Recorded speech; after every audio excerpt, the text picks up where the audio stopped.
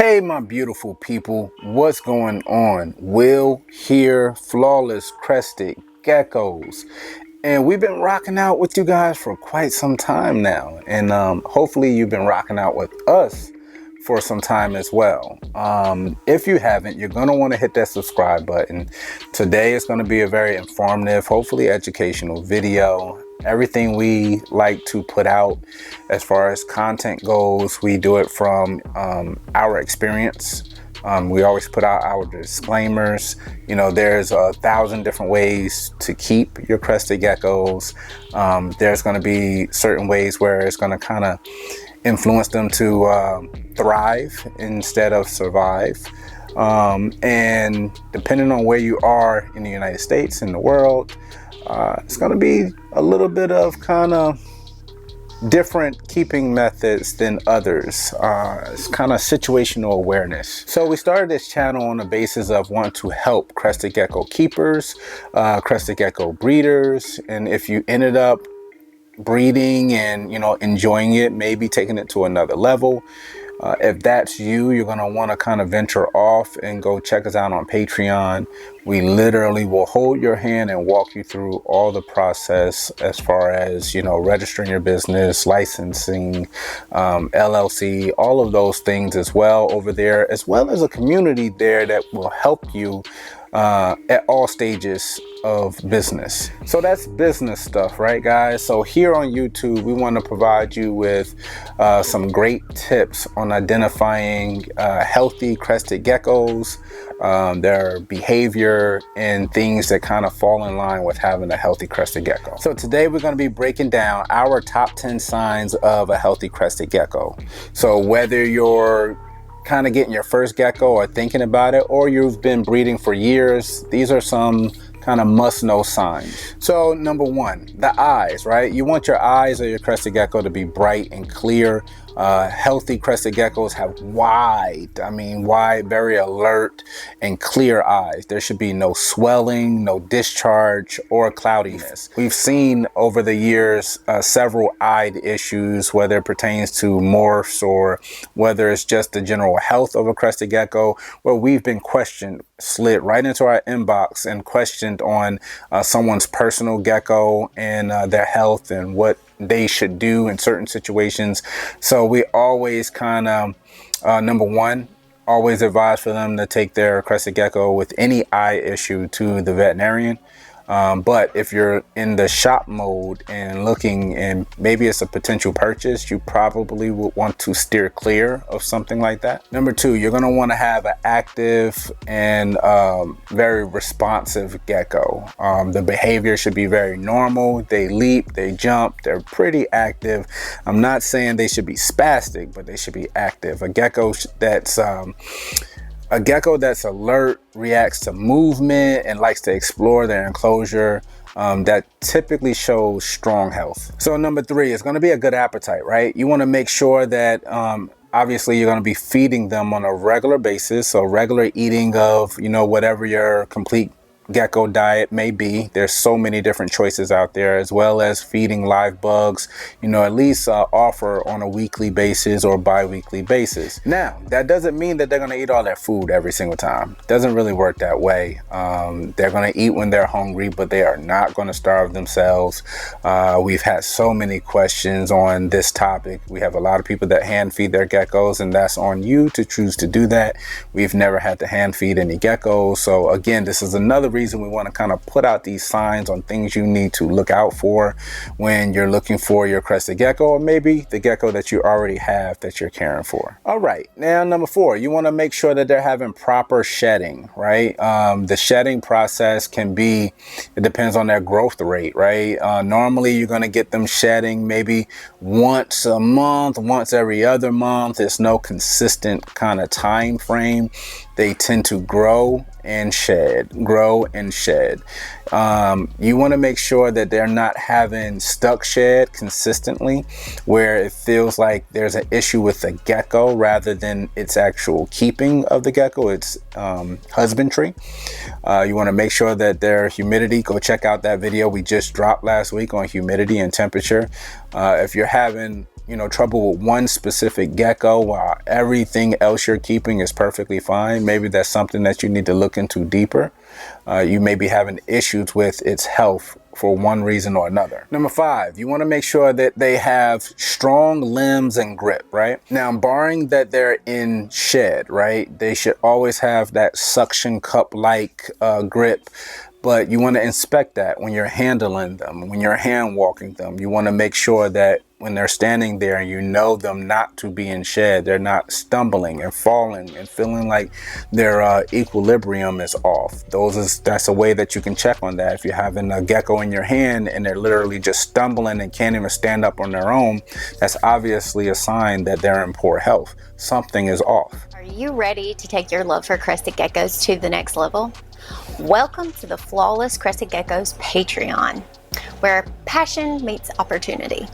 With 2 tiers, $50 and $100 a month, your membership is not just support, it's an investment. Every dollar goes straight into your very own Flawless Savings account, ready to be used toward purchasing that gecko you've always wanted. As a Patreon member, you'll unlock exclusive early access to every single website update we have. That's 48 hours to view and purchase geckos before the public ever sees them. Plus, enjoy 5% off and free shipping all year long. Looking for even more?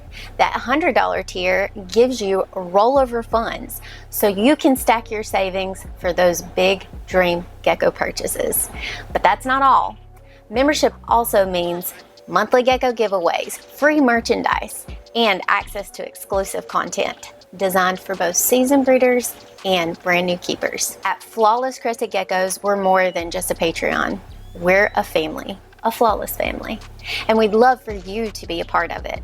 So don't wait, join today and start enjoying all of those benefits. Your perfect gecko could be waiting for you exclusively here at Flawless Crested Geckos Patreon. Now, you're also going to want to check their tail, all right? Whether, they're a frog butt, then you kind of can't check their tail, but you want to ask the seller how long have they been a frog butt. Now, I also want to say, this is not going to try to get you to steer away from frog butts. It's just you want to know if you have a fresh drop, how was it behaving before the drop, what was the tail health before it dropped its tail, and hopefully you can ask these questions to your breeder before purchasing that crested gecko, because you want to make sure that prior to them dropping their tail that they had no issues with their tail. They didn't have tail rot, they didn't have MBD. You want to make sure that if they had pictures, maybe the seller can provide you with pictures prior to purchasing. You want to make sure that their tail is well filled in, very thick and proportionate to the rest of their body. Pretty much the tail health can really tell you the health of the gecko overall, making sure that it's not bony, malnourished, whatever it may be. Now, number 7 is going to be a tough one because there's so much up for discussion when it comes to this topic, but it's going to be normal weight and body condition. Now, body condition overall is kind of generally accepted as you want a well-rounded gecko. You don't want to have any kind of sunken in hips or ribs, just overall balanced body. But normal weight is subjective because for instance, for us, we like our adult crested geckos to be anywhere from 45 grams up until 60. You can kind of teeter over 60. That's perfectly fine. But you have other breeders and keepers that, like to get their geckos up to 80 grams, try to push the threshold, get them up to 90 grams. And for us, we're not going to be the people to tell you that's wrong, right, or indifferent. We're just going to tell you what has worked for us and where we like to keep our crested geckos. And we can get them up there very, very big, and we still only feed them twice a week. So we have a very, very balanced feeding schedule. They get live bugs and they get crested gecko diet, but we only feed on Mondays and Thursdays if you've been watching our videos. Another thing you want to check, right? You're going to want to check the sensitive areas. So this is number 8. Check the sensitive areas around the vent. The areas around the fingers and feet, you want to make sure that there's no stuck shed in the vent or around the feet. You want to make sure it's not cutting off any circulation. Crested geckos, especially babies, they typically walk through their food gets dried up. They end up having perfect condition for shedding, but once they shed, they'll shed off their skin. And if they have crusted up food on their fingers or toes, it would be for crested geckos, then they will end up losing those toes. So that's something to be mindful of. So if you have a crested gecko or you're looking at a crested gecko that is missing a toe or two, that's not an automatic sign to kind of stay clear of, but it can provide bigger problems if you have stuck shed like around the vent. It can start like infections and just cause bigger issues for your crested geckos. Now, number 9, another one that to the seasoned eye is very, very easy topic to kind of touch on, but to the amateur eye, it can be difficult in certain situations. It's going to be healthy skin tone for crested geckos. The skin of crested geckos should look very smooth and vibrant, but it should be without sores and dull patches in it. You're going to have, if you're selling, breeders, you're going to have scarring on the skull from them, just doing their natural breeding behavior. A lot of the times we get messages on, they'll send us pictures of geckos, and, everybody kind of wants to have the new next thing, and we get that. And a lot of time they'll point out like the new patterns and things on, the crown of the head, of certain geckos. But in reality, that's just breeding scars from breeding season a lot of the time. So that's something that you want to kind of look out for as well. And to kind of wrap it up, and for the nature of this video, a lot of especially new keepers, they want to know as far as temperament. If you dig back through some of our videos, we did a video on temperament where maybe 1 out of 1,000 crested geckos is just like kind of cuckoo for Cocoa Puffs and just insanely crazy. But overall, the other 999 are pretty much the same. They're a little kind of wiry when they're fresh hatched until you work with them on a regular basis, and then they go through that terrible twos phase, and then they just calm down. They're pretty chill.